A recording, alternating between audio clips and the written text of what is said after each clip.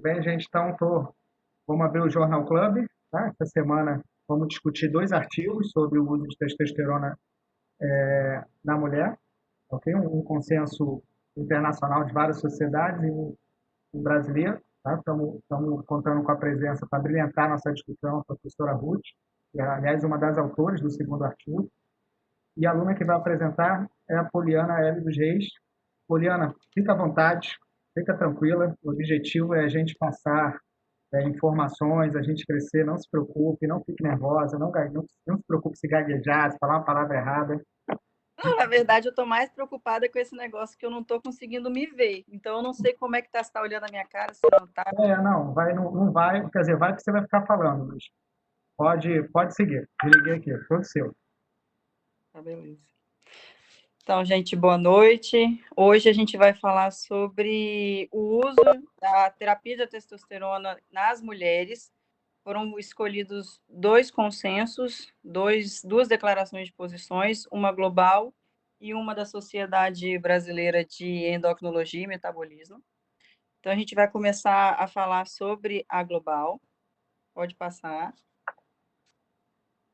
Ela foi endossada por todas essas sociedades, a Internacional de Menopausa, Europeia de Menopausa, The Royal College de Obstetras e Ginecologistas na Austrália, que foi decidido a necessidade de uma realização de um consenso, de uma declaração de posição, porque o uso de testosterona ela vem sendo muito utilizada por médicos para mulheres, sem uma precisão de clínica, sem uma avaliação de benefícios e os seus riscos, que são ainda incertos. Então, houve essa necessidade desse conjunto, dessa organização desses participantes, para formatar esse consenso global para ajudar os profissionais nas utilizações da testosterona daqui para frente. Foi feito... Pode passar. Está me ouvindo? Pode passar. Aí. Foi feita uma reunião com representantes dessas sociedades, dessas associações internacionais, que avaliaram, que são especialistas e avaliam essas gestões dos esteroides sexuais nas mulheres. Foi utilizada uma revisão sistemática e meta-análise dos benefícios e dos riscos da terapia com a testosterona. E no dia 17 de maio de 2019, em Berlim, foi redigida essa declaração desse posicionamento através de ensaios clínicos randomizados e comparando o placebo com a medicação controle num período de 12 semanas. As evidências foram relatadas através dos níveis de evidências, com notas de recomendações e também com a opinião dos especialistas que fizeram esse painel. Pode passar. A primeira avaliação foi feita através das dosagens de testosterona, disfunção sexual feminina e níveis. A primeira recomendação são recomendações relativas à dosagem de testosterona circulante nas mulheres. Sabe-se que a testosterona ela vai diminuindo com o decorrer dos anos reprodutivos, e quando a mulher chega na fase de mais ou menos seus 65 anos, ela se mantém naquele patamar. A dosagem de testosterona ela pode ser feita através da cromatografia líquida e gasosa e espectrometria, tendo uma alta precisão e reprodutilidade. Pesquisas atuais mostram que a testosterona tem seus efeitos clínicos em concentração principal na dosagem da testosterona total, que seria, para avaliação deles, o principal marcador em vez da livre, uma vez que a livre tem uma fração de testosterona biologicamente ativa em falta. As recomendações para a terminologia da disfunção sexual feminina. O HSDD, que é o transtorno ou disfunção do desejo sexual hipoativo, e o FSAD, que é o distúrbio de excitação sexual feminina. Todos eles se sobrepõem, apresentam etiologias, fatores de risco, quadros clínicos e características bem distintas, Então, tem que ser feito o diagnóstico preciso. O diagnóstico, ele baseia-se através da Sociedade Internacional para Estudo da Saúde Sexual das Mulheres e Classificação Internacional de Doenças do 11ª edição, e nenhum nível sanguíneo, e o diagnóstico da disfunção do desejo sexual hipoativo, ele deve basear-se numa avaliação clínica completa, guiada por critérios diagnósticos conforme a determinação da sociedade. Até porque o tratamento, o acompanhamento são feitos de forma diferente, então tem que ser feita essa diferenciação. 3. Recomendações relativas a associações entre concentrações endógenas de andrógenos e função sexual feminina. A associação de concentrações de endógenos, de androgênios e a função sexual, elas permanecem de forma incerta devido a dados insuficientes sobre a sensibilidade e a especificidade.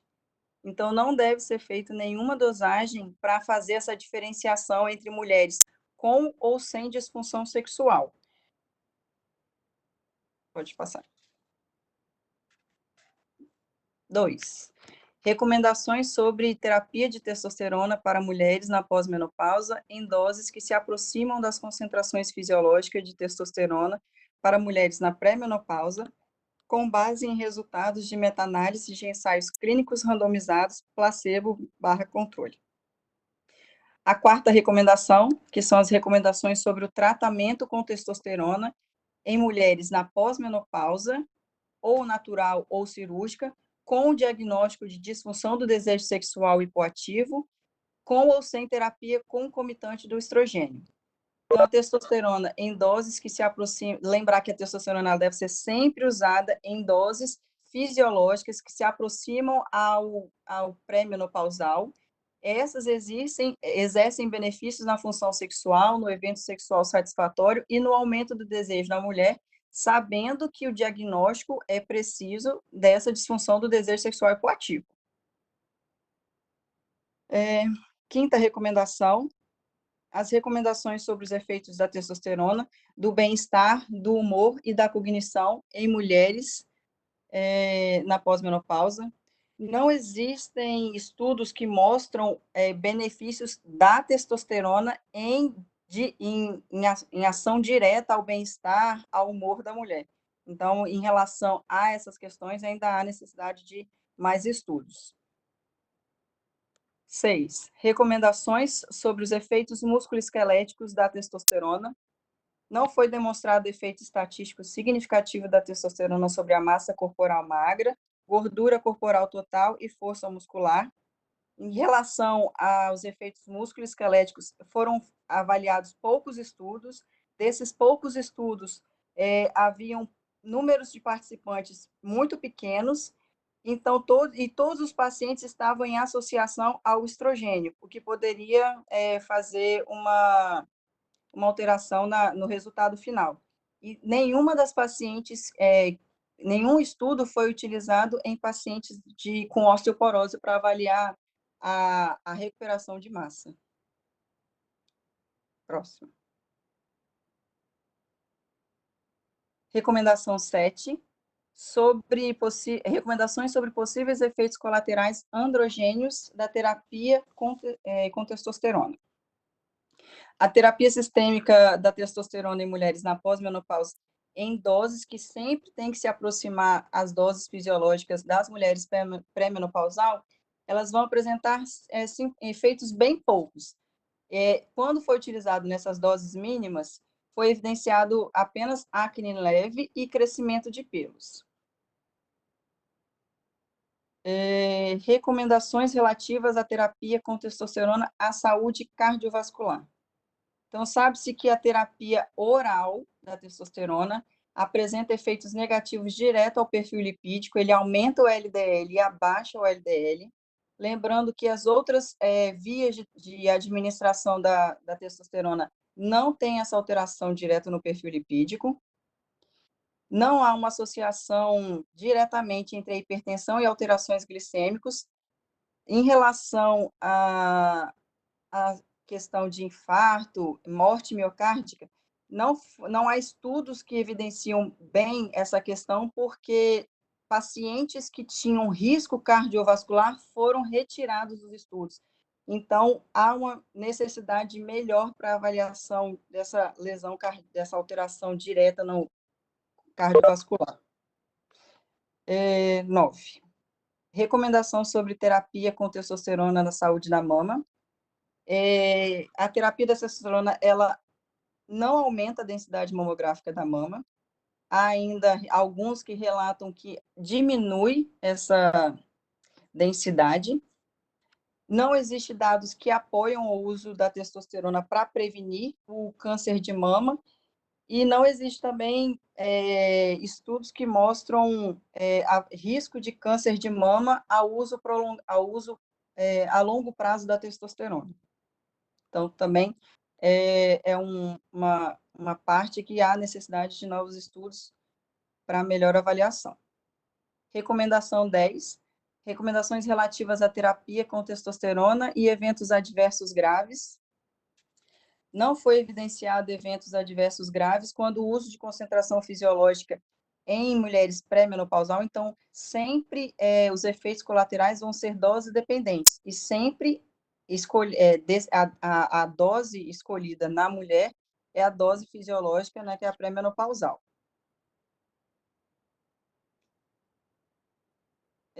Próximo.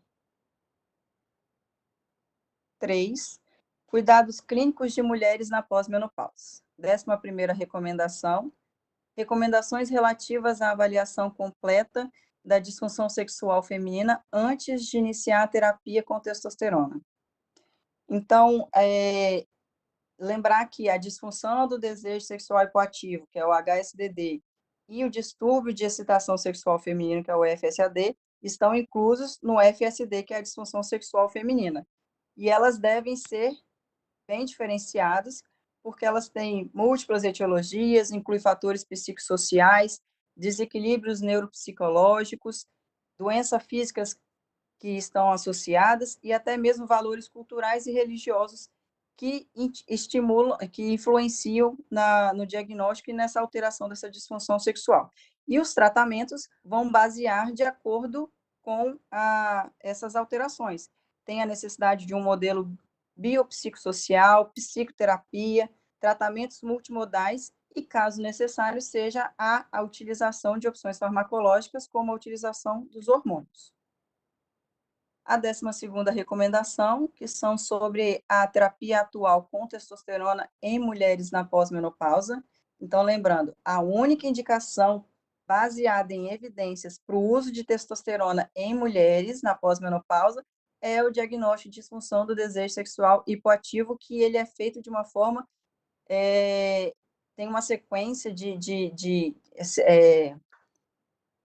uma avaliação psicológica a ser realizada para fechar esse diagnóstico. Então, e a dosagem, e lembrar que não faz diferença no diagnóstico da disfunção, a dosagem da testosterona, mas deve-se dosar antes do tratamento para poder fazer o acompanhamento. Então, dosa-se a testosterona antes de iniciar o tratamento e faz esse acompanhamento a cada 3 e 6 semanas. Interromper o tratamento caso a paciente apresente sintomas de hiperandrogenismo, efeitos adversos à medicação, ou ela venha, nesse período de 6 meses de observação com o uso da medicação, ela não apresenta melhora alguma com o tratamento.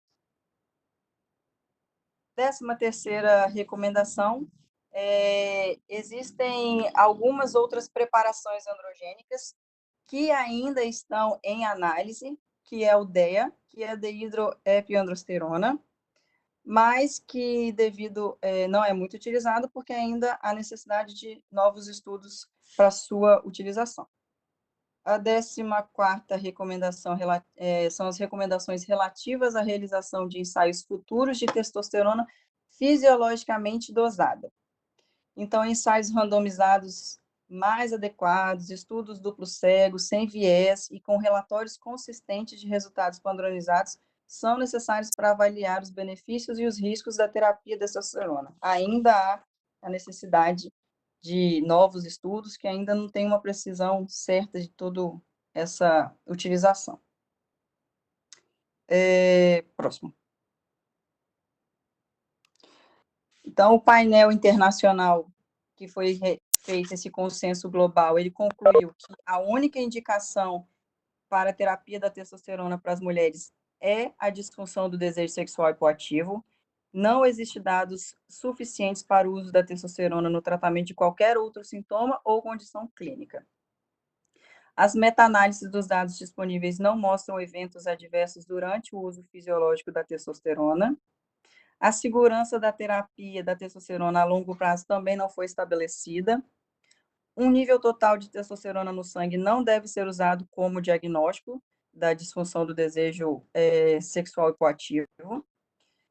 O tratamento deve ser apenas com formulações que atinjam concentrações fisiológicas pré-menopausais e sempre manter esse acompanhamento para evitar exatamente doses suprafisiológicas.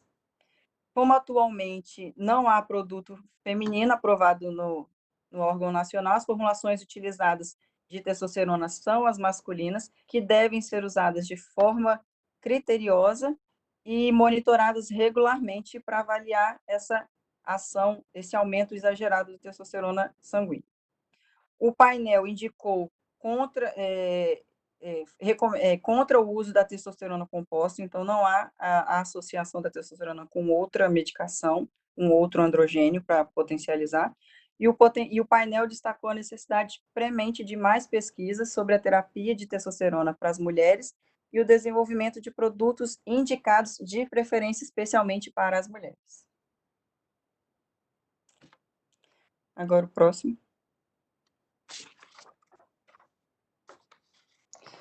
Agora a gente vai entrar na terapia de testosterona para as mulheres com desejo sexual diminuído, que a doutora Ruth participou, que agora é a posição brasileira da Sociedade Brasileira de Endocrinologia e Metabolismo. Próximo.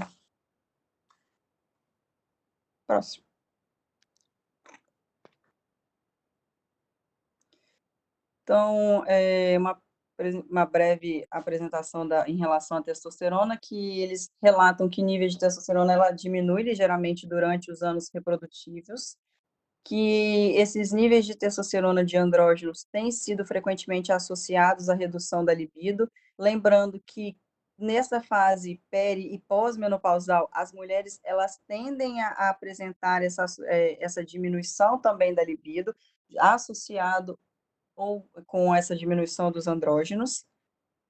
A terapia com testosterona não é rotineiramente recomendado para as mulheres, ele tem uma indicação precisa ao uso da testosterona.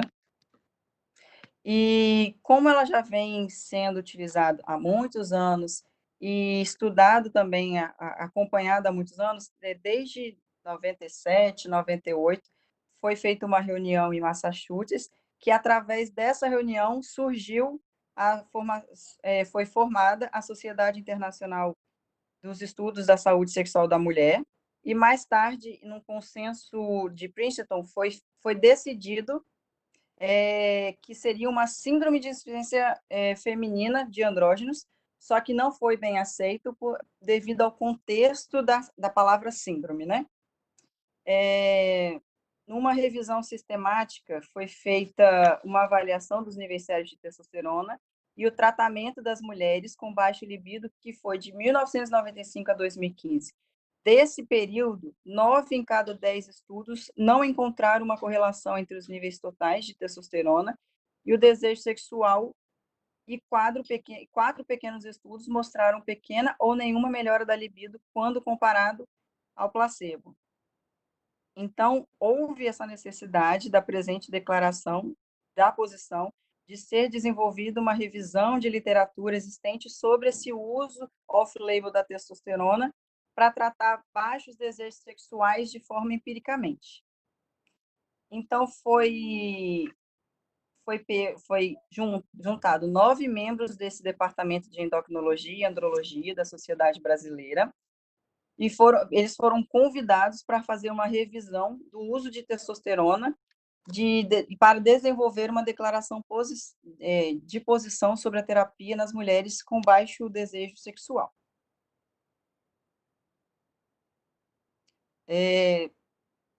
Eles utilizaram o método de pesquisa, eles foram a base de dados do Badline e da Cielo e Lilacs, e através desse conjunto de estudos e diretrizes, eles fizeram, através de um nível de evidências para cada publicação, acompanhando aquele Centro de Oxford de Medicina Baseada em Evidências, com A, B, C e D.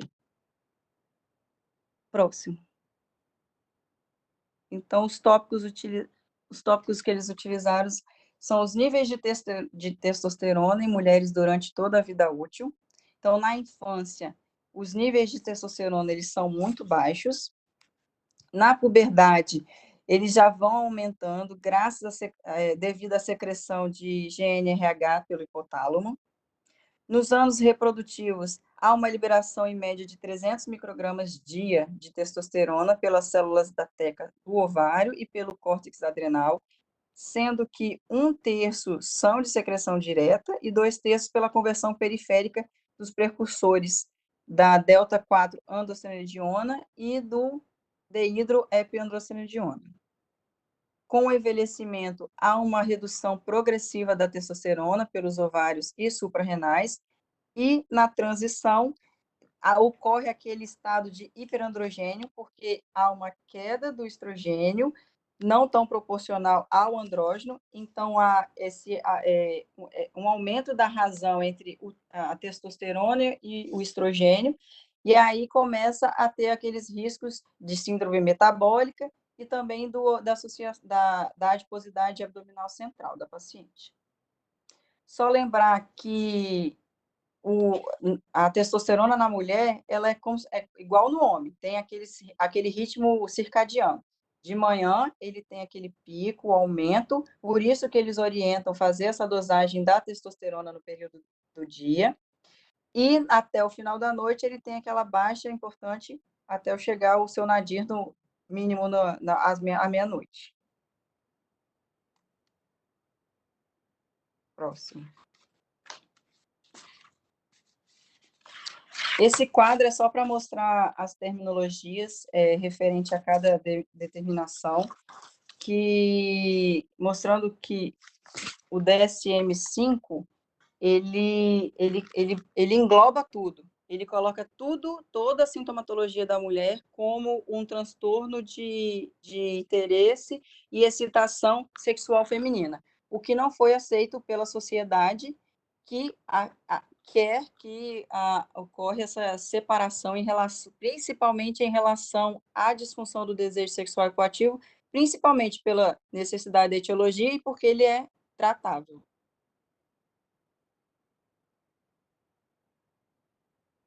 Pode passar.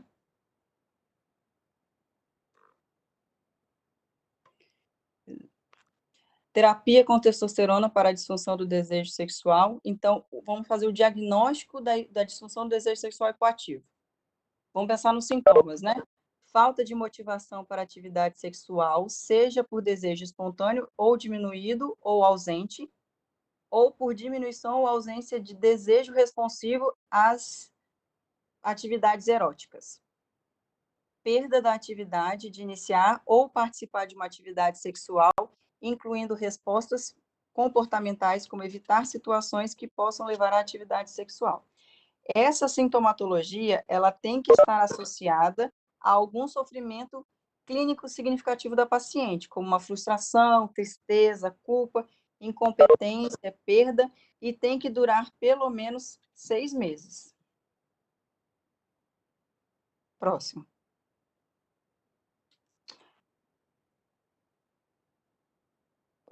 O próximo.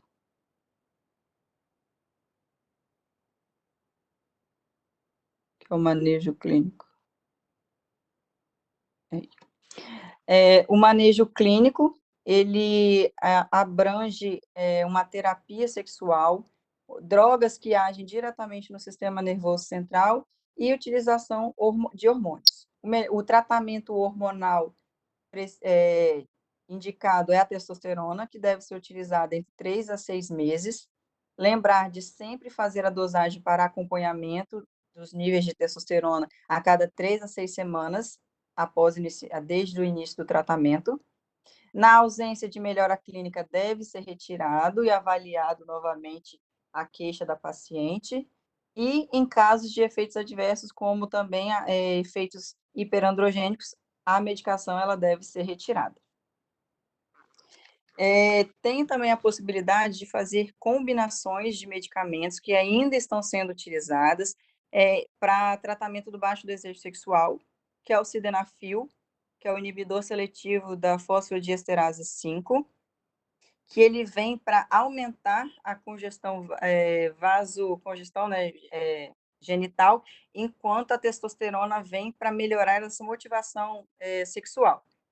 Já a outra medicação em avaliação, que é a buspirona, é um agonista do receptor 5-hidroxitriptamina 1A, que eu vou deixar para a doutora Ruth explicar, porque eu não consegui compreender aonde ela entra nessa associação com a testosterona para melhorar esse desejo, esse baixo desejo sexual da paciente.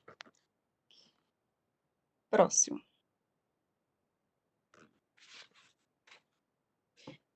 A avaliação laboratorial dos níveis de testosterona. Então, sempre lembrar, né, que o nível da testosterona ele é circadiano, então ele tem essa avaliação, essa alteração de manhã até o final do dia. Então, de preferência, ele deve ser dosado no período da manhã e, de preferência, se a mulher conseguir acompanhar bem o ciclo menstrual durante a fase folicular. Então, os níveis, e lembrar que os níveis de testosterona, eles vão variar, né? Sempre é o estado reprodutivo, no período ciclo menstrual ele está de uma forma, a hora do dia ele está também, então sempre tem que acompanhar, de preferência, as dosagens devem ser sempre acompanhadas de acordo com essas fases. A maioria dos testes de testosterona, eles têm baixa sensibilidade e precisão nas faixas femininas, e há uma dúvida clínica em qual testosterona deve ser utilizada, que a mais útil, né? A total ou a livre? A medição da testosterona total não é a ideal no contexto de avaliação da produção e disponibilidade de andrógenos. Entretanto, a testosterona livre também apresenta uma preocupação devido à baixa precisão dos valores na faixa feminina. Não há imunoensaios padrão atual para avaliação dos níveis de testosterona e a padronização é necessária para garantir a boa comparabilidade nos resultados laboratoriais. Próximo. Terapia com testosterona, os efeitos colaterais e a segurança a longo prazo. Então, os principais efeitos colaterais da terapia com testosterona em mulheres, eles são os sintomas masculinizadores e o sangramento endometrial anormal. Então, lembrar que os efeitos, eles são dose dependente, então, quando eles são utilizados nas doses fisiológicas, eles tendem a apresentar menores efeitos colaterais, e com o aumento da dosagem, com o uso abusivo, as dosagens suprafisiológicas vão apresentar os efeitos adversos, como a acne, hirsutismo, alopécia androgênica, alteração da voz, clitoromegalia. Existem alguns relatos de que ele pode diminuir a proliferação do tecido mamário, mas ainda não tem um estudo preciso em relação ao risco de câncer de mama invasivo. E também lembrar que a terapia oral, ela tem essa ação direta no perfil lipídico, aumentando o LDL e diminuindo o HDL, o que não se vê nas outras aplicações, a injetável e na percutânea. Não foi visto efeitos colaterais no uso da testosterona na pressão arterial, na alteração da glicemia, na alteração de fatores de coagulação, e ainda precisa de mais estudos para avaliar os efeitos da testosterona no tecido mamário e no sistema cardiovascular, porque a maioria dos estudos sempre vinham retirando pacientes, por exemplo, que tinham fatores de riscos cardiovasculares, então não ficou muito preciso em relação a isso. O próximo. Uso indevido e abuso da testosterona.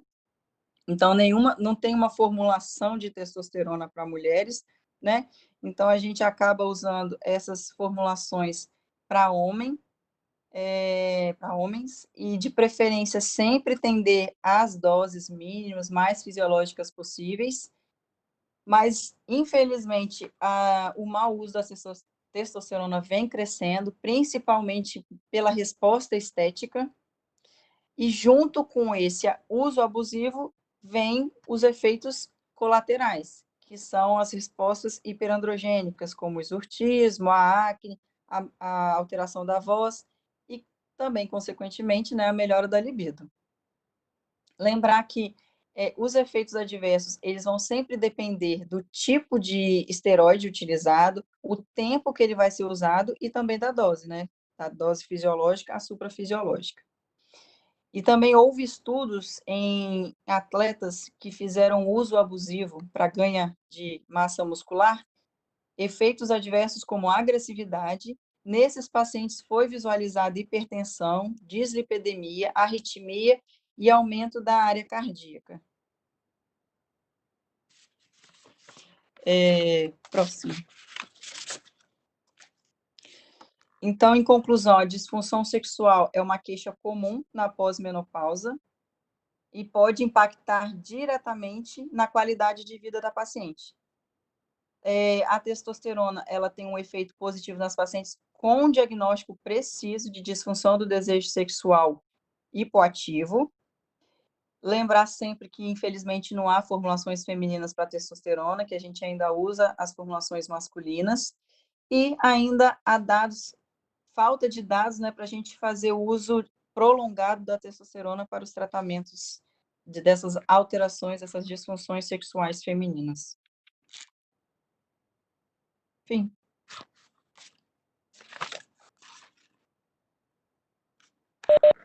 E aí, Polly, como é que você está? Eu tô querendo, eu tô Agita sem da pé. Cântica. Não, maravilhosa, é isso mesmo. A gente lê a nossa. Eu ainda acho que eu falei rápido, mas tá bom. Não, não, não, foi bem assim.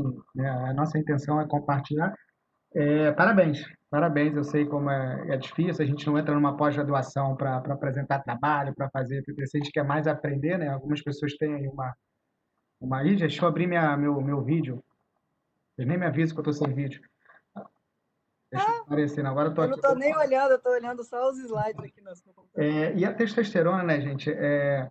Lembrar um pouco vocês, né, lá em 1960, quando publicaram aquele livro, acho que eu sempre falo, Family Forever, né, que era a questão de vamos botar estrogênio em todo mundo, tinha um grande speaker, um professor que falava, e como nós vamos fazer estrogênio para todo mundo, era maravilha, estrogênio é vida, se você é mulher, tem que ter estrogênio, enfim, óbvio, a gente tinha alguns resultados positivos, depois com o tempo a gente começou a ver que não é assim, né, que estrogênio não é água, não é vitamina, né, hormônio não é para a gente sair dando assim de maneira.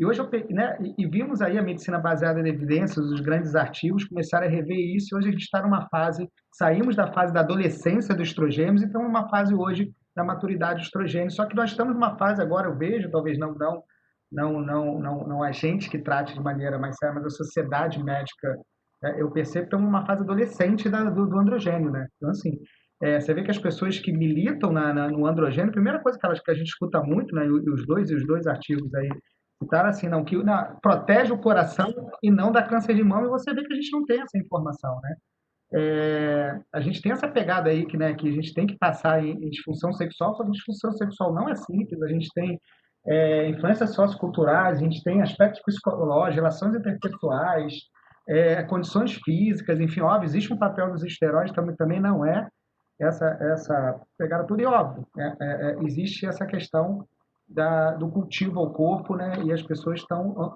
androgenizando, né, então até anabolizando as mulheres, enfim, uma coisa da sociedade. E a gente tem que ter essa responsabilidade, né? Então, assim, eu vejo uma prescrição de testosterona numa fase adolescente, o pessoal está prescrevendo sem, estamos batalhando para a gente chegar a essa fase madura, onde a gente, se tiver que prescrever, prescreva baseado na segurança, baseado nos estudos, o que a gente precisa de algum tempo. E, professora Ruth, eu queria já abrir aqui fazendo umas perguntas para você. Se você falasse, comentasse um pouco, né, do artigo, da minha, mas das indicações, a minha dúvida, apesar de eu entender que a sociedade, pelo menos a de endócrina naquele de 2014 fala, mas, por exemplo, se uma paciente, né, tiver uma menopausa cirúrgica, né, dessas que a gente que a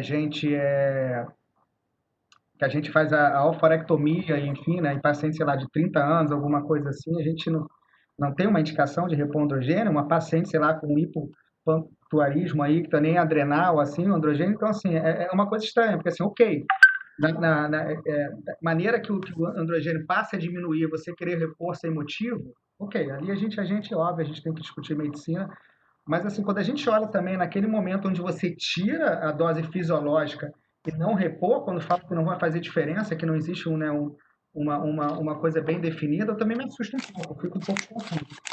Então, eu queria que você falasse um pouco para mim, deixa eu abrir para a professora Ruth. A professora Alessandra está aqui com a gente, a professora Alessandra da UERJ, maravilhosa, a Ruth também conhece, cadê ela? Me mandou um oi. Ruth, teu microfone está aberto? Você consegue abrir? Quer que eu abra? Agradecer. Deixa eu abrir aqui para você, Ruth. A Alessandra. Cadê a Alessandra? Aí, Ruth. Boa noite, Jorge. Boa noite, professores. Foi ótima a apresentação. Parabéns para a Poliana. Apresentou muito bem, leva jeito. Tá nervosa. Ruth, eu vou abrir sobre saudade da Ruth, né? Ruth, eu até batei a saudade, mostrei minha filha para ela. Deixa eu abrir aqui para a Ruth. Ruth, está escutando? Está conseguindo falar? Eu estou escutando, eu não sei se vocês estão me escutando? Não, agora eu estou. Escutando?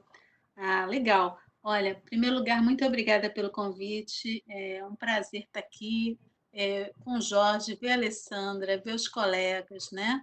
E um prazer discutir esse assunto, ainda mais na presença de vocês, que eu também estou com saudade, né? Do tempo da UERJ e tal. A Poliana apresentou muito bem, né? Assim mesmo, Poliana, muita informação que você deu, né? Então, eu vou tentar, talvez, filtrar um pouquinho do que eu acho importante, né, Jorge? Isso que você colocou é muito importante, porque na teoria, se você tirou o ovário da mulher, né, no nosso artigo lá de posicionamento, que foi, eu nem me lembro a data direito, mas foi um pouquinho antes do consenso global. Ele é um pouquinho diferente porque ele aborda a fisiologia, como é que é a testosterona ao longo da vida, etc. Então, ela é produzida no ovário. Se você tira o ovário da mulher, a testosterona cai, né?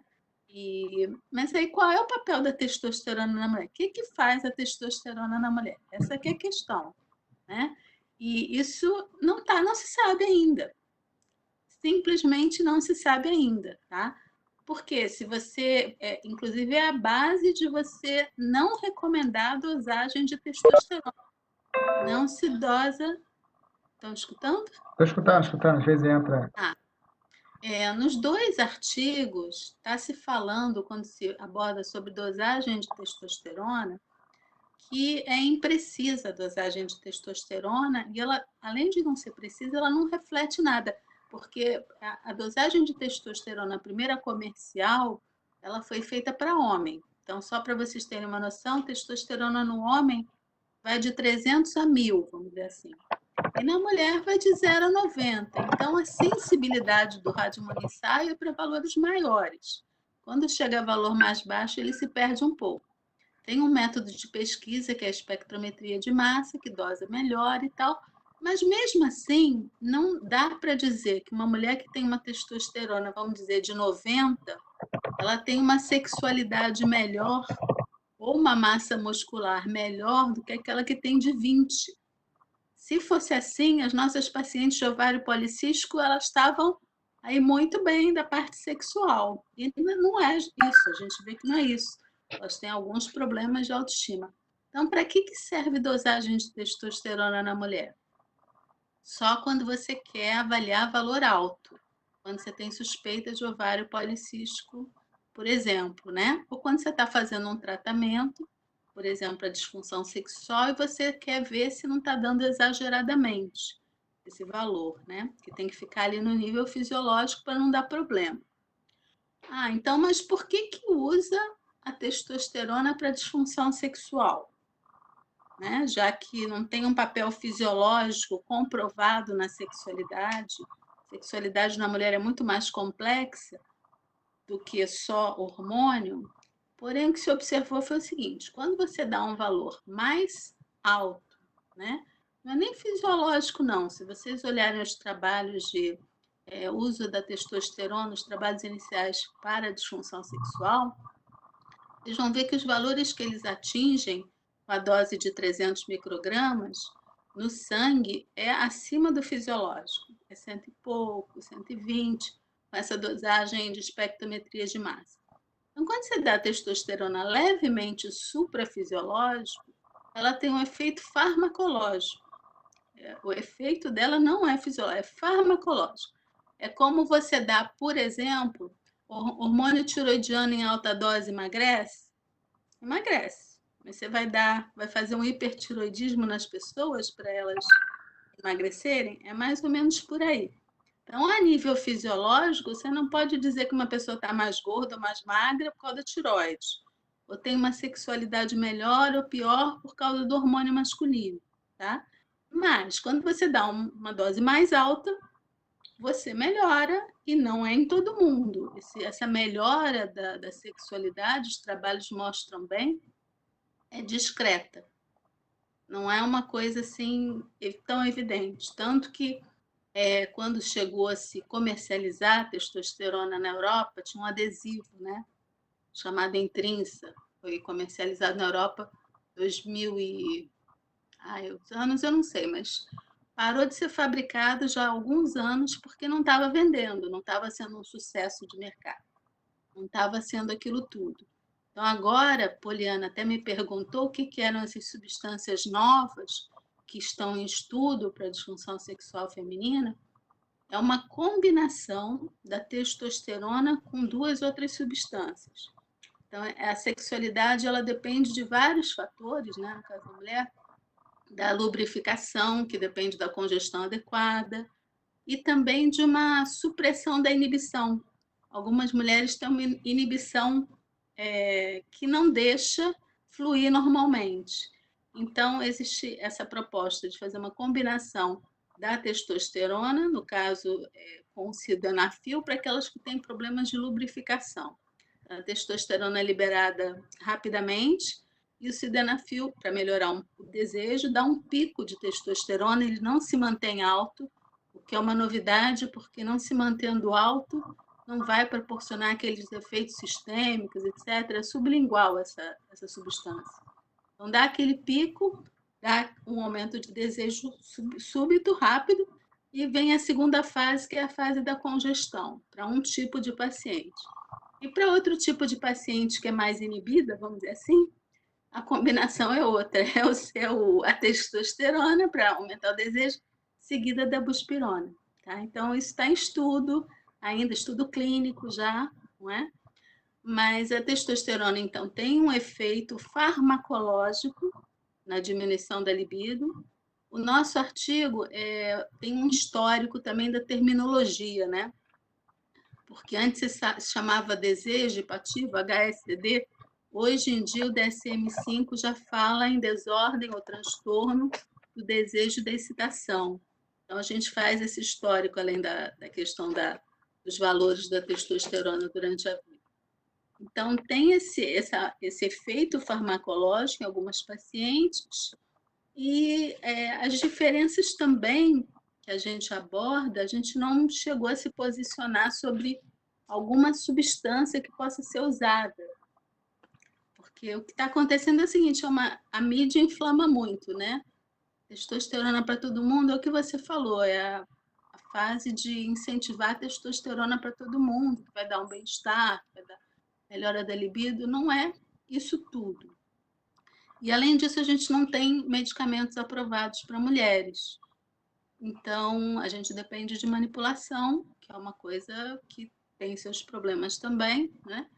E o consenso global, ele já fala em usar as formulações masculinas, que são feitas por grandes laboratórios, e aí tem uma precisão, né? Pelo menos você sabe que aquele produto realmente está sendo bem feito.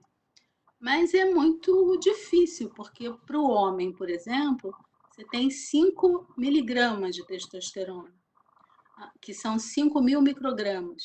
A mulher, a dose fisiológica é 300 microgramas. Então, como é que você vai dar isso? Né? Tem que diluir muito essa concentração. caso do gel que eu estou falando, né? Então, é complicado, mas existem formas de dar, né? Talvez com seringa de insulina, fazendo uma coisa assim bem calculada, bem pequenininha, tendo cuidado para não extrapolar nas doses, porque dose suprafisiológica também tem seus efeitos adversos. Eu queria fazer uma observação que é o seguinte: nas duas revisões, de fato, a gente não vê muito efeito adverso com a testosterona, né, nessas doses. Os pacientes às vezes usam mais do que isso. Você dá então gel na mão de um paciente, de uma paciente, ela pode se entusiasmar ou usar do marido, tem tudo isso, né? E aí os efeitos adversos vão ser muito maiores. Mas também a gente tem que pensar o seguinte: os estudos que mostram que não tem grandes efeitos adversos foram feitos com pacientes selecionadas. Então, eram mulheres que eram normotensas, glicemia normal, pressão normal, né? Quando a gente passa para o mundo real, tem a nossa paciente que é hipertensa, a minha que é diabética, né, que é obesa, tem um risco de trombose, né? Tem que lembrar também do risco de você dar muita testosterona e hiperplasia ao endométrio, que se transforma em estrogênio, o efeito na mama que a gente não sabe. Então tem que ser tudo muito monitorizado e não é qualquer pessoa que pode usar, né? Então tem todo um cuidado, não pode ser usado dessa forma indiscriminada. Tem que ver se a paciente realmente tem essa síndrome do transtorno do desejo, se não é uma outra causa. Tem tanta causa, gente. Até hipotiroidismo pode dar. Já peguei paciente com hipotiroidismo, com depressão, é uma causa dificílima de você diferenciar, né? Aliás, depressão dá diminuição da libido também, né? Como é que faz? Diagnóstico de exclusão. E aí, quando você não acha nenhuma outra causa importante, você pode fazer o tal do teste terapêutico com a testosterona e monitorizando. Então, é mais ou menos isso que são os pontos principais. Então, dei essa volta toda para responder que, apesar de na fisiologia, realmente, a mulher oforectomizada, ela tem níveis mais baixos de testosterona, é fato, não quer dizer que ela tem indicação de repor por isso. Porque o que essa testosterona vai proporcionar para ela? Não tem nenhum benefício assim, evidente. E o benefício sobre a sexualidade é com doses farmacológicas. Um tratamento não é uma reposição. Isso que se fala que você está repondo testosterona na menopausa, não existe. Você repõe na menopausa estrogênio e progesterona se a mulher tem útero. Testosterona não é reposição de menopausa. É usada para disfunção sexual quando se afasta outras causas. Bom? Maravilha, Ruth. Gente, tem o Alberto Saldi pediu a palavra. Alberto, você está escutando a gente?